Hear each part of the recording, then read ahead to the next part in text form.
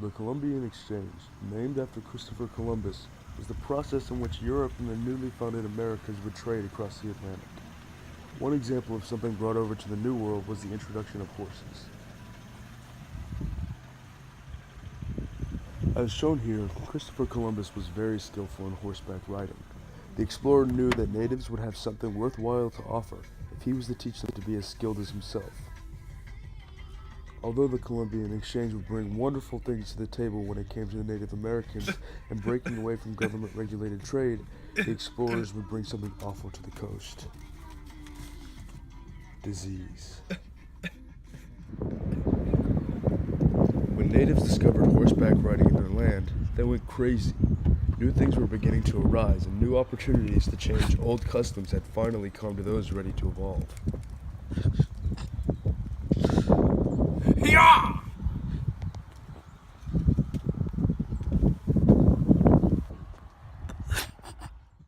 However, some were a little indifferent. As long as Columbus and his men stayed away from their homes, they remained neutral.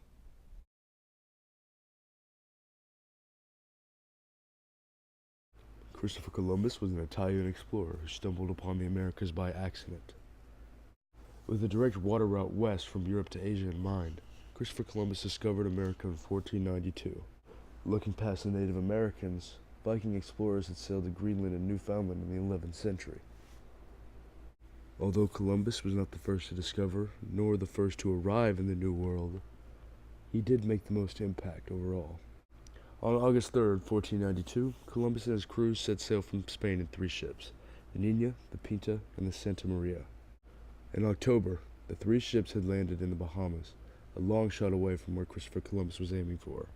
During the Columbian Exchange, Europe would trade farm animals such as horses, chickens, and cattle with fruits like peaches, pears, and grapes in exchange for potatoes, tomatoes, tobacco, etc. in the New World.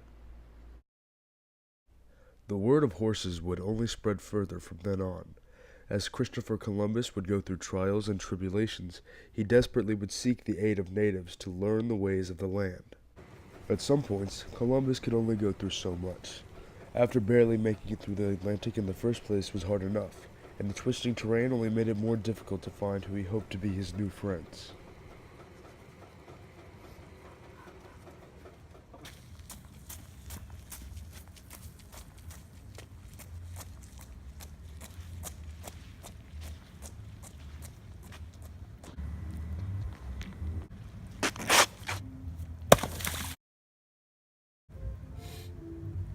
After following a large body of water, Columbus would hear the music of angels calling to him from the west.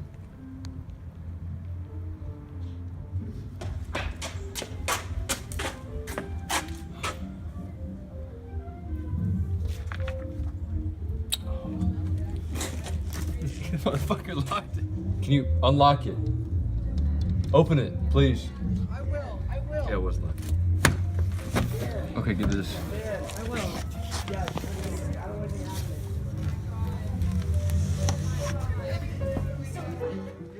Christopher Columbus had found a Native American settlement at last.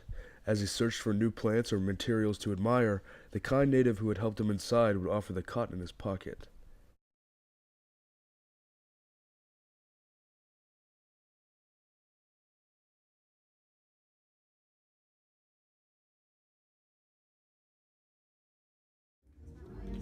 As mentioned earlier, those who had heard word of the arrival of Columbus's men and traditions were either approving or neutral. However, most elders were actually quite hostile to the explorer and constantly shunned or threatened him away in order to preserve old traditions. Columbus would seek out the approval of the tier below an elder. The Native American leaders and warriors would need some convincing to teach Columbus how to survive on his own in the New World.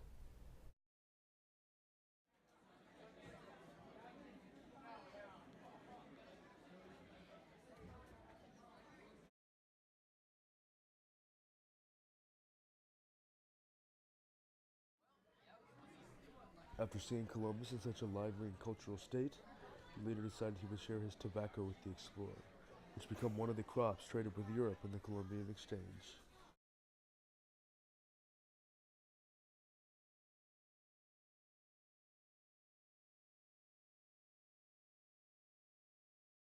With a new goal in mind, Columbus had admired both the cotton and tobacco he had received thus far. He could only wonder what other goods could be offered from the natives. The leader put forth potatoes and tomatoes, while Columbus would trade pears in exchange. The New World crops would soon be brought home to Europe, while pears would spread quickly in the New World as well. Now having established a strong bond, the leader now knew it was time to teach Columbus and his men how to live off of land. He leads the explorer to one of his sacred areas.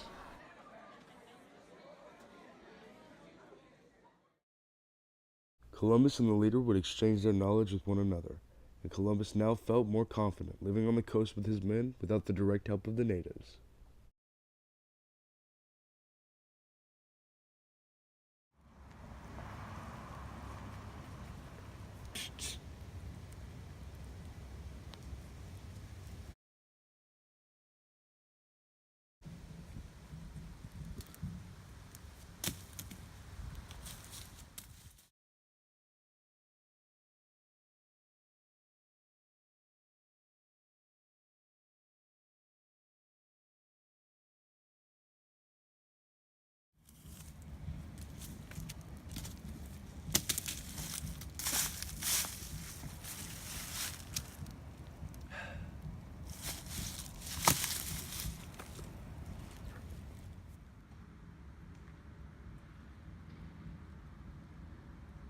After making hefty trade and learning the ways of the land, Columbus knew he would have to contact his king and let him know of the discovery he'd made.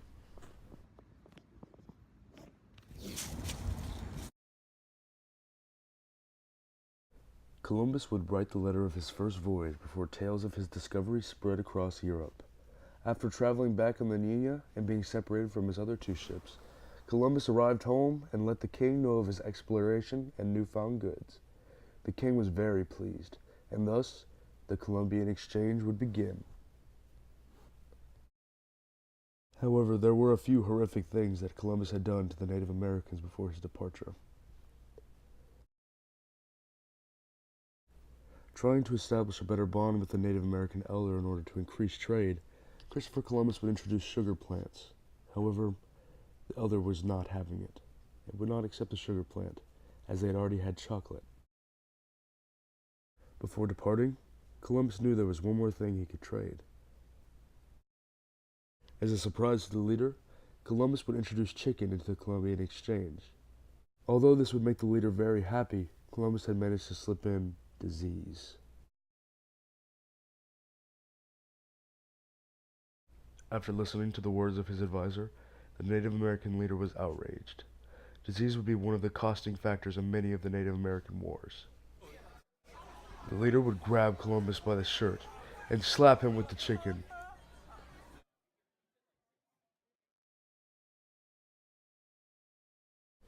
The news was spread quickly to the disapproving elder about the chicken.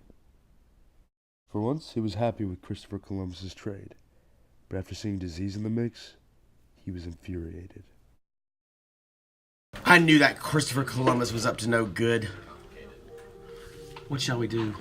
Start a war.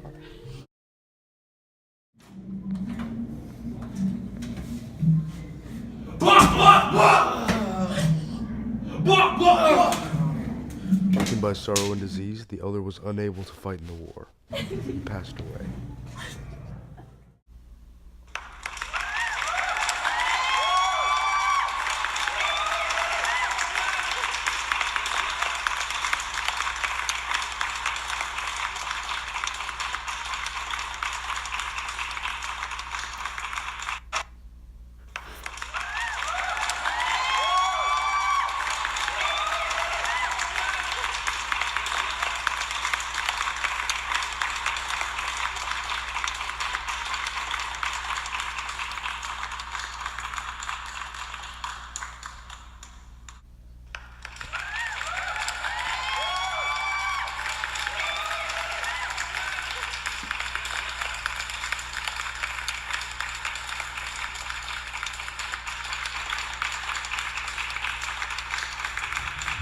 Can you unlock it? Open it, please.